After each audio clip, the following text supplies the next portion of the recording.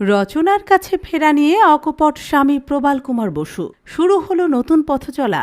বললেন, একসঙ্গে আছি বা নেই তা কিন্তু আমরা কোনোদিনও বলিনি, আর তাছাড়া আমাদের ডিভোর্স কোনোদিনও হয়নি। অতীতেও রচনার পাশে দাঁড়িয়েছি, এ সময়ও মনে হয়েছিল পাশে থাকা দরকার। বলছিলেন, আসলে কি বলুন তো, একটা সময়ের পর সবচেয়ে বেশি যেটা জরুরি তা হলো পারস্পরিক সম্মান।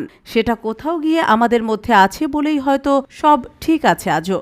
রচনা এর আগে কোনোদিন রাজনীতির অঙ্গনে পা দেননি।